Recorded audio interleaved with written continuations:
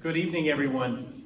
We want to welcome you here tonight. Tonight is an important next step in our process of helping to educate our community on this very exciting opportunity that our school has to partner with the Sacred Heart Network of Schools. Tonight, we're thrilled to have our own Sister Imelda, who's here in the audience tonight. We appreciate all the work that she does. She's with us. She's been an instrumental force behind bringing us forward into this moment.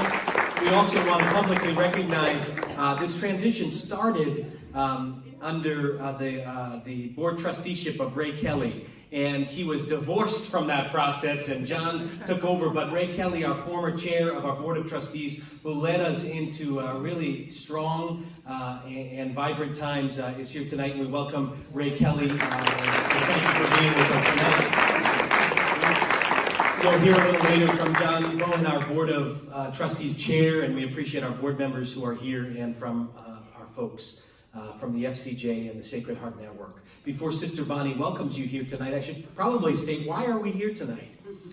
We're here tonight because the future of Catholic education requires schools like ours to not simply stand in the shadows, but to really lead the future of what it means to be a Christ-centered, mission-centered school, unapologetically afraid to look to the future and say, there's still a place for really strong faith-based school communities to instill in young people hope and to make sure they're aware that the God that loves them gives them gifts, and those gifts can transform the world. But in 2018, there's practical realities that face religious communities. Numbers that might make it impossible for them to provide governance and leadership at a time when even a school like ours, which is very strong, financially stable, still needs to, in canon law, have the presence of religious leadership to protect its Catholic identity. So when a school looks at that question, it can either pray that God will provide, or look around and say, we've got everyone we need right here. God gave us the people to ensure that our future is bright. And so I'm here also tonight to congratulate the Sisters FCJ. They have, long before necessary, thought it important to secure the future of our school. And we certainly aren't in dire straits. Our enrollment is strong. Financially, we're incredibly strong. We've been incredibly gifted with a passionate and dedicated faculty and staff. And families are coming to us renewed in their commitment to make this a place in which courage and confidence can thrive. And we look forward to that. But what we needed was the gift of sisters to lead us to the future, to protect all of those important civil and canonical structures that allow for a Catholic independent school like ours to strive. I also want to simply state there is something unique about our school that we don't want to change. And we know all too often in this particular culture and environment, schools like ours are becoming extinct. It is hard for Catholic schools and more hard for Catholic elementary schools to survive. The parents who are committed to this institution and the faculty who are committed to this deserve exceptional leadership. And I have, as I've said on the commission for the New England Association of Schools and Colleges, seen a lot of schools that have struggled to answer, what do we do when there isn't a sister anymore? And our Sisters FCJ have loudly and clearly said, I think, three important things you'll hear tonight. One is, we are committed to Saint Philomena School, everything that it has been for 65 years, and its incredibly bright future. And we know that it requires us to be smart enough, wise enough, and stable enough to make decisions in its best interest while we're strong, so that we never have to face the reality that so many other schools, and including schools near and dear to us down the road, had to face when it was too late. The second is that I think it's really important in this culture and in this society that we double down on schools that are Catholic and independent and say our mission matters. Our kids leave and they have a future that is bright because we have something very special. We have a charism that enlivens and animates our Catholic identity. It makes families who even might question their own faith come back to it. It makes children who are the gift that God gives us feel like their hope and their love that they feel from their families is now matched by a school that wants to be for them exactly what God would hope they would be surrounded by, love. And finally, I think it's important we not miss this moment. There are so few Catholic schools, few Catholic elementary schools that have seen and witnessed, and we are doing it, women of courage and confidence in these two orders that have come together to say to the church, we see the value in the future for children of companionship, of partnership. We see that we need schools and communities that are strong, and the strength we can bring to each other together through this partnership by which the Sacred Hearts have answered some of the questions we are facing, and the FCJs who are not willing to give up their strong commitment to ensure that our school stays its foundational same spirit. We have the gift to be a part of the future of our school at a critical time, and I'm so grateful for the FCJs and the Sacred Hearts for allowing this to be. Tonight, we invite you to sit back and to hear from all of them. Also, we're going to open this up to questions. This is a 2-year process by which we're very excited to secure the future of our school, but we wanted to invite you here tonight to hear as much as you can. The first individual who we all know and love is Sister Bonnie Moser. In a very personal way, I just commend her publicly. She has stood up for our school in all sorts of ways to protect the future of our school, but also to make sure that there is financial stability, that there is Catholic identity assurance, and that there is a witness by the community of the FCJs to protect our legacy and make sure that we have a vibrant 65 plus years to our future. So please welcome Sister Bonnie Moser, our provincial leader for the Faithful Companions of Jesus.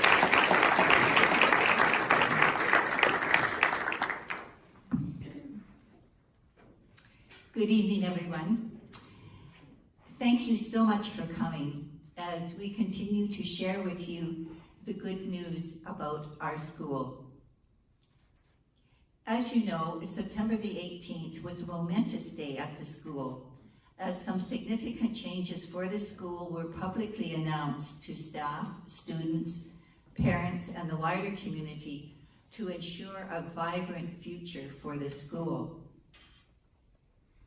Over the past 2 years, much highly confidential background work and discernment was done first of all by the FCJ sisters, and then with a wider group regarding the future of the school.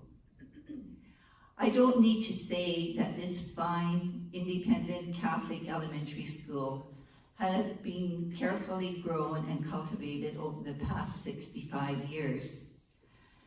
The school's reputation as an educational blue ribbon Catholic institution goes ahead of itself due to the committed leadership and hard work of its administrators, the teaching faculty, and staff.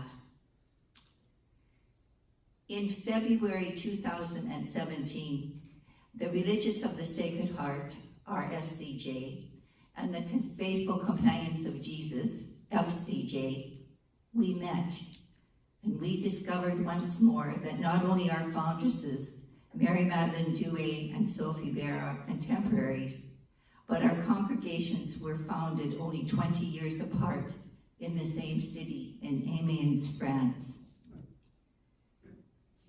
Our foundresses' passion for education continues to inspire many to this very day through the lens of our contemporary charisms. We also discovered at the same time that the Religious of the Sacred Heart had a network of 24 Sacred Heart schools across the United States. Also, the sisters have many schools worldwide. The application process to be accepted into the network of Sacred Heart schools will take about 2 years. Then RSCJ will take on the sponsorship of the school. FCJ will keep the ownership of the land and buildings. Then we hope to lease long-term the land and buildings back to the school. My sincerest thanks again, especially to John Bohan, Chair of the Board of Trustees, our Principal Brian Cordeiro, and the Steering Committee for their hard work and support every step of the way. This is a great moment for all of us. We FCJs are honored to be collaborating with another religious congregation, the Religious of the Sacred Heart. And we affirm each of you, the laity in our church. To you, the parents of our children, continue to be the fire burning and the foundational support to bring the good news of education to every child who comes to Saint Philomena School. We need your continued involvement and support. But most of all, be excited with us. This is indeed a very significant time for us and for Catholic independent education here in Rhode Island.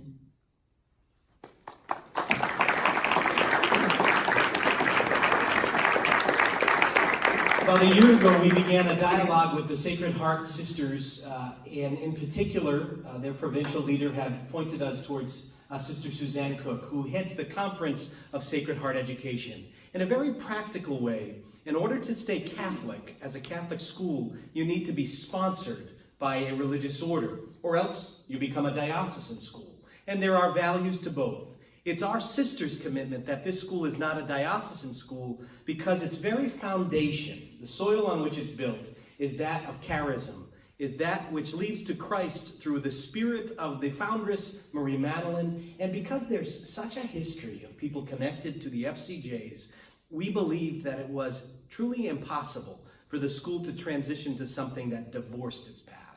So the sisters were inspired to connect and network with the Sisters of the Sacred Heart, who had answered the questions we were asking in the 70s. What do you do with schools like ours when you need to be sponsored, but there are fewer religious leaders who could step forward, women or men who are in religious life, to take the leadership role? Well, one is you have to have a network to be strong in your charism.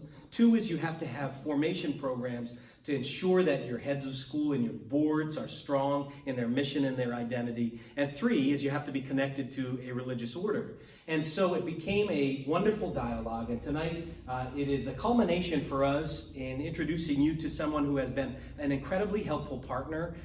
And quite honestly, I'm just personally grateful. Every time she's spoken, she's always started with how wonderful we are and how lucky the society is to have St. Phil's. To come from that place of gratitude, to recognize what we offer, and also to have spent some time at Elmhurst School, which was in Portsmouth here under the RSCJs, to be on the board of trustees at Portsmouth Abbey across the street. She has a known reputation. She understands our reputation as a strong school. Tonight she's here to offer her welcome on behalf of the entire society, but also to show the breadth and scope of this wonderful organization and network. Please welcome Sister Suzanne Cook from the Conference of Sacred Education. Good evening, everyone. I want to start by just telling you, and I realize you don't know me, so it's probably impossible for you to imagine how meaningful it is to me personally to be here. I showed Bill Hobbs, whom you're going to meet in a minute, the Elmhurst that I remember as a 12-year-old, 11-year-old, when some of the monks from the Abbey said to my parents, "There's a wonderful school here for this little girl," because my older brother was exploring the possibility of going to Portsmouth.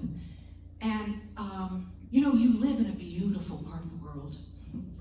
And when you drive and you get close to the water, here you're enjoying the bay, but over there, the Seconic River, it just brings you close to God, the whole mystery of beauty. So as an 11-year-old, I fell deeply in love with this silly little school, and I tortured my parents until they agreed that I could go to boarding school there. Why am I telling you that? Because back in 1972, when the Religious of the Sacred Heart thought, well, in order to be a Catholic independent school, you needed a magical number of nuns, they made a decision to withdraw or close 10 schools in the United States. Elmhurst, sadly, was one of them. It broke my heart. I just couldn't believe it. So for me to meet Sister Bonnie and Sister Ronalda and see women who saw, wow, We don't have to make decisions like that. There is the possibility within our church of 2 congregations of women to work together in order to ensure excellence in Catholic education. Why would we want to do that? Because we believe in children, and we are convinced that the future of our church and of our country is in the minds and hearts, imaginations of these wonderful children who are your children or grandchildren and your students. And just driving in today, as I'm sure my 2 partners will tell you, it was so much fun to see them and see hope. So the first thing I want to say is I am eternally grateful for the possibility of getting to know both Sister Bonnie and Sister Imelda and to discover more about the FCJs. And yes, there are many points of wonderful connections between our 2 congregations, but I want to particularly focus on courage and confidence. Our founder, St. Madeleine Sophie Barra, wrote 14,000 letters, because that's the way she managed a very young congregation from 1800 to her death in 1865. And by the time she died, there were Sacred Heart schools in 26 countries. Constantly, she wrote to her daughters or her sisters, courage and confidence. Have hope. What we are doing matters. We're going to build the future, God's future, by working with children. But that's what you've been doing here for 65 years. What excites us in the Society of the Sacred Heart, and I represent our provincial, Sister Sheila Hammond, what excites us is to have a new partner. We believe that this is an extraordinary learning community. Every time I've come, I'm more and more impressed by the faculty, the staff, the administrators, the board, and it would be our privilege if you were our partners. So why are we here now?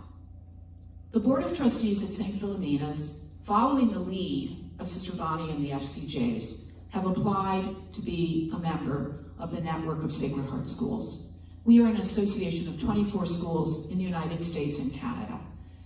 We have an articulation of mission of Catholic education, which we call the goals and criteria. They are very, very similar to the values of Saint Philomena's. Personal and active faith in God, deep respect for intellectual values, social awareness which impels to action, building community as the Christian values, personal growth in an atmosphere of wise freedom. Aren't those the things that are happening right here? We're here because you've applied, and it is our responsibility as the visiting committee to affirm the accuracy of your application. But I think we're here because we want to say thank you for trusting us, believe that our priority is that these 2 charisms, these 2 spirits, can work together on behalf, yes, of course, of the children of St. Philomena's and the families, but I see it much more broadly. I see it in terms of Catholic education in the United States and Canada, and I really believe, as Sister Bonnie mentioned, that it's about the future of our church. It's about the future of faith. It's about the future of awakening in children what is so exciting, that God loves them. And that when you as parents, teachers, faculty, we as administrators, when we really see ourselves as God does, when we see ourselves as the nurturers of children, nurturing in them hope, courage, and confidence, we can be assured of a great future. And that's why we're here, because we want to say thank you. We're looking forward to getting to know you, and we know that this is going to be both an adventure in grace and an adventure in joy. Now, it's my pleasure to introduce to you my partners on this visiting team, Sister Barbara Rogers, who is the head of our school at Newton Country Day School of the Sacred Heart, and Bill Hobbs, who is the network director of planning and programs. So I think first I'll ask Sister Rogers to say something.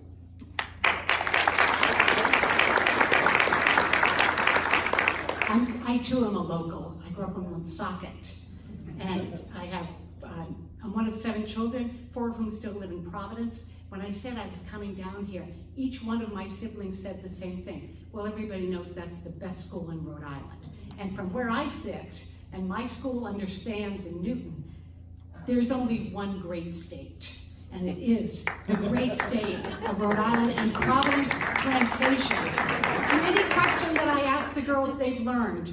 The answer is Rhode Island and Providence Plantation. So here we are together. I cannot tell you how thrilled I am to be here. I feel very emotional coming here because I too went to Elmhurst as a boarder. My mother had gone there as well, my sister's cousins. So I sent an email to my family that said, the Society of the Sacred Heart, back in Rhode Island, sort of. So we'll see how far you want to take it. I was thinking, Suzanne mentioned joy. I think what is one of the things I love about our schools is we have this deep sense of something our founders believed, which is nothing is too good for the children. And when I drove onto this campus, which I'd never been on, I walked in here, I'm quite overwhelmed by the facility, by all that is here for these children, and how blessed they are to have all of this. And in our schools, there is always, truly, Madeline Sophie said, nothing's too good for the chapel, and we have some lovely chapels, but nothing's too good for the children. And the point of that is not to make them feel entitled. The point of that is they experience God's love so profoundly in every element of their education that it makes them generous to go out and transform the world. That's what I think Jesus wants us to be doing. And I think when I've read the things, met the people tonight, although I must say I can't wait to see the children, but really I sat at lunch with faculty today and I told them about this. Their excitement at the thought of having a connection to this school was, people were like, well, can we go visit? You're going to meet on Friday, one of our teachers is going to come down to talk about the mission. But I'm the only religious of the Sacred Heart at Newton. I have been the only religious there for almost 30 years. It is the people who run the school. Great board of trustees that we have, and you have here. I've known John for a number of years because his wonderful wife went to our school. Our faculty, like you, is all about what is it we can do for the children. So I can't wait to see it in action tomorrow, and I really thank you for being willing to consider us as being in partnership.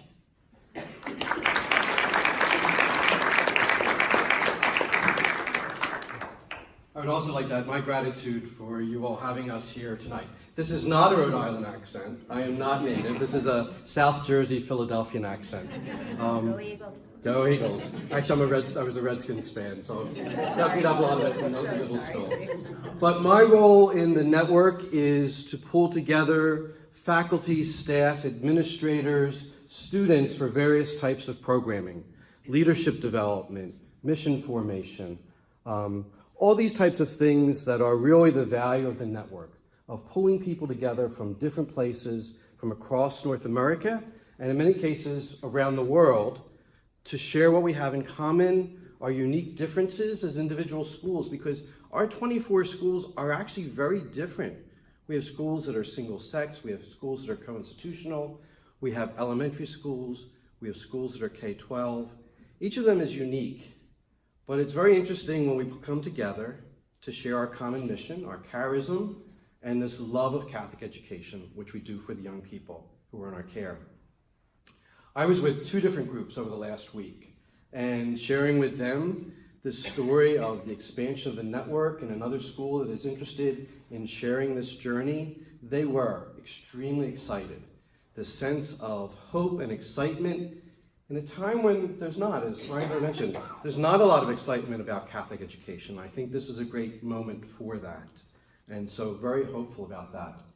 From 1999 to 2005, I was the middle school head at the Sacred Heart Boys Elementary School in Houston. And when that school was founded, it was not a Sacred Heart school. There were no RSCJs there. And I was there when that school became part of the network. And in fact, the membership process that you all are exploring and we're working on together was created so that this school that wanted to be a Sacred Heart school, that had a great sense of its future, could become part of a network. And several schools have done the same journey along the way. And so it is a great time of hope. We hope you share the excitement. We are overjoyed to be here with you for these days. And as Sister Barbara said, Sister Roger said, I'm looking forward more to tomorrow.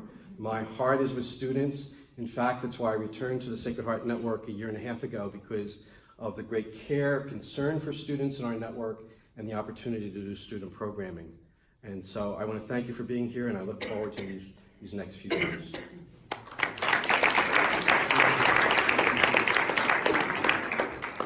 Tomorrow, our students will start a day where faculty and students have the opportunity to take our guests around campus. Faculty will be in meetings.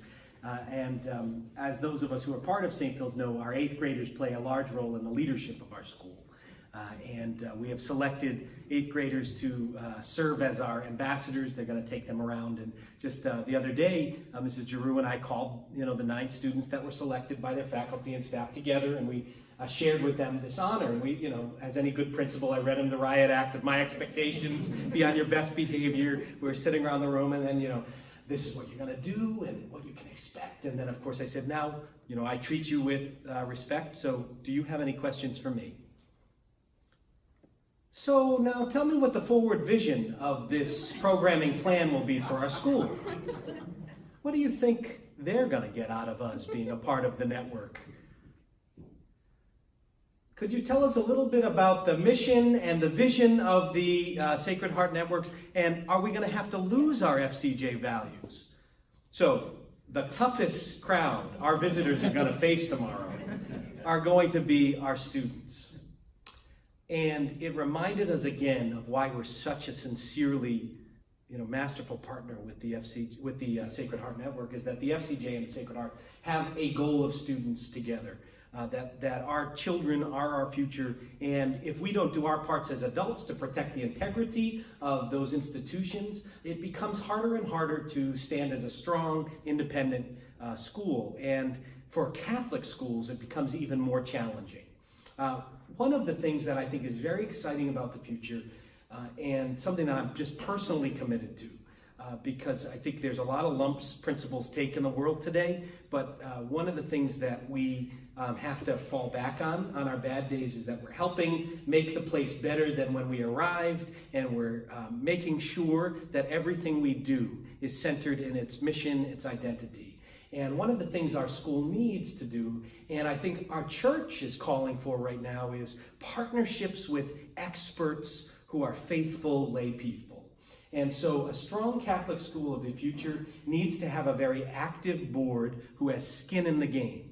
And I think our sisters recognized it's harder and harder when they are in Canada or running the society from Europe to have a presence in the day-to-day life of the school. But it's truly the day-to-day life of a school that could make a school successful or fail. So then what is the next alternative and responsibility? It's to have a very active board of trustees, not only parents and stakeholders and those from the alumni community, but truly experts in whatever field is necessary to protect the integrity and future of an institution. Over the last few years, under the leadership of Ray Kelly, he's prepared us extraordinarily well, and taken on by John Bohan, our current Board of Trustee Chair. We really believe that it's important for our school to have an active, transparent Board of Trustees that can help function the day-to-day life of the school. It does things that are so important, like looking at our investments and making sure they're sound. How do we protect our faculty and staff by making sure we can retain and attract the best possible for your children? How do we stay on top of important safety protocols, important health protocols? How do we make sure that as a school that's faced in an arena where especially faith-based schools find it harder and harder to operate, that we have more and more skill sets to protect the integrity of our mission and our independence as a Catholic school? John Bowen has graciously stepped forward on a volunteer basis. He comes at it as a parent, not first, and I really believe this in this, but as someone who is faith-filled first and believes that God has given him an opportunity to serve, and that service is coming at the great fortune of his children and your children, and that service is going to expand, and I'm grateful for that. But he is surrounded by, right now, 16 individuals who don't make a dime, who have spent a lot of time, energy, and effort caring for your children, some of whom don't even have a child here. Paul Jesting's across the street, doesn't even have a cat in the game. So you have to feel very proud as parents and faculty that you're surrounded by people who truly do care about the future of our school. Please welcome, if you would, John Bowen to speak on behalf of the Board of Trustees. Thank you, Brian. Brian's made some kind comments about the board. I'd just like to say how blessed I am to serve on the board. I truly view it as a privilege. We have an outstanding board, a dedicated board. Karen Witowski, who's vice chair, is here tonight. Paige Goulart, who's a former parent, is here. Jen Abbott is here as well. Sister Imelda. So we really have a very talented and dedicated board filled with tremendous diversity of skills, talents, experience. So I feel very fortunate to be part of that group. Enough about that. A few words of thanks to the faculty and staff for being here tonight. Big thanks to the parents as well for making a sacrifice, not just to send your children here, but also to be here tonight, carving out important time to learn more about this partnership. A big warm welcome again to our friends from the Sacred Heart Network and the RSCJ, Sister Cook, Sister Rogers, and Bill Hobbs. We're really grateful that you're here, and a warm welcome over the next couple of days. I'm personally very excited about what you will see and what you'll learn. You have a lot of proud people in this room who are very proud of what the sisters have laid in the school, and I think you'll be delighted to learn a lot. So a warm welcome there. I just also want to say a few words about the FCJ, how grateful I am and the board is to their vision and their strategic thinking. I've been so impressed over the last year or two as I've gotten to know Sister Bonnie and Sister Imelda better. I think they had a lot of different paths that they could have taken the school down. One path which they never even considered was just selling off the property. And frankly, if they had done that, they could have walked away with a lot of money. That was not even a consideration. Another path was, let's continue down the road we're going down for another 10 years and we'll see. And frankly, that was a viable path because the school is doing very well. We have an outstanding reputation. We have a great faculty and staff. Enrollment is strong. Finances are strong. So that was frankly a very viable path. They went out and through, I think, a lot of brilliance and I'm sure a lot of prayer, but I think of it in more business terms. I call it strategic thinking. They went out and identified the RSCJ as a partner, and that process started a couple of years ago, and you've heard from them about the rationale, and it really, to me, just strikes me as brilliant, because what they have done is really secured the future of the school. They're also not leaving the school, because as Sister Bonnie said, their intention is to retain, in fact we have an agreement where they're going to retain the building and the lands and lease it back to the school at a very attractive rate.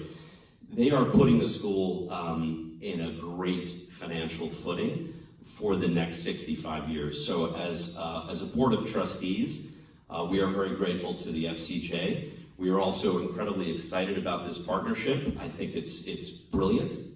That's, I had to say one word, I would just say brilliant. And over the next days, weeks, months, the board is available for questions, obviously tonight as well, if there are specific questions. And again, I speak on behalf of the board to say how excited we are about the future in this partnership. So thank you. So just two things before we want to open it up for comments or questions. First is I use the phrase cat in the game, and I'm thinking, what games do cats play? What games do cats play? And it reminded me that I should use this opportunity to tell you our annual fall fair is coming up on October 13th, and we need volunteers, or not only will cats not play in this game, but your children won't. So if you go on to the Sunday message or the one to come this Sunday, don't be afraid to donate an hour or two to making that fall fair such a family event. We appreciate that.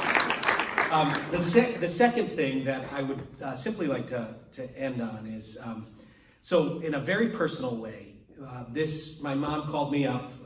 We hadn't, as you can imagine, my life gets full here, and I'm often a forgetful son. I'm one of 3 boys, and she didn't get me. So then I called back, and I got my dad.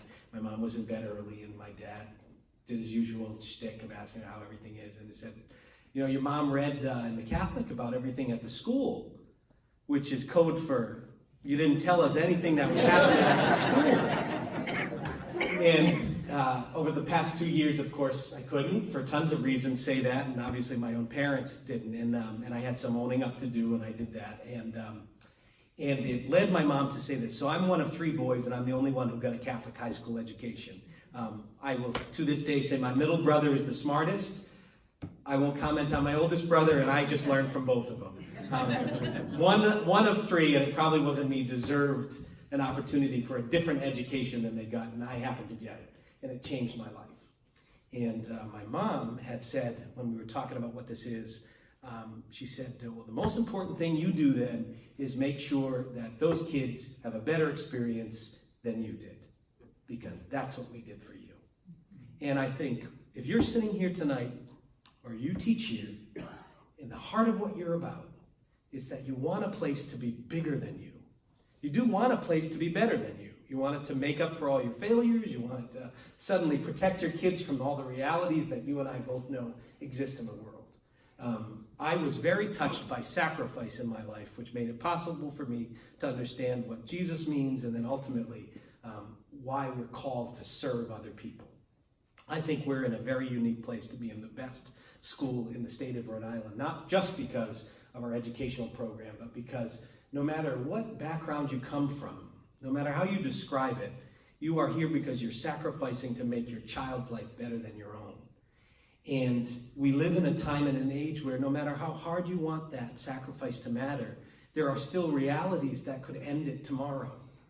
And so, to John's point, how brilliant to have a group of women who make their first priority Christ, but who have not lost the priority to ensure the future of a school that needs to be smart, think positively, think in a business mindset at different points, to ensure that the future of our sacrifice is honored by a commitment from an order of women and shared by a new order of women who are deeply committed to the future of not only your children, but the church. And the day-to-day life of your kids isn't going to change dramatically at all. And if it changes, you know, it's going to be in an introduction of new friends and saints. They're going to hear the same language. They're going to see the same faculty and staff. But what will change, which I'm most excited about, is that I strongly believe the future of Catholic education means you have to put your skin in the game. Some of you are doing it by just writing the check, which is a very hard check to write. Some of you are doing it by giving up a salary you could make in a public system. Some of you are doing it because you're committing beyond that with business donations, by volunteering your time. But that's the difference in a world today, where if we do not lead by example and show children that it matters to be surrounded by something bigger than ourselves, we become smaller, not only in our mindset, but we become smaller in our vision, and ultimately become smaller in our character. And so we're here tonight to look to the future with a bold vision. We're here because we're so proud of the strong women who stand at the forefront of our vision. Point us to Sophie, point us to Marie Madeline, and say, keep going on and see that God is calling you forward, that Christ has a place for his school. And it's a rededication of everything we hold dear, which I hope resonates in you tonight, which is the part of you that wants this place to be its very best, invites you now to make sure you take an active role in seeing that come to light. And know that your commitment and your sacrifice has been matched by incredibly strong, stable leadership.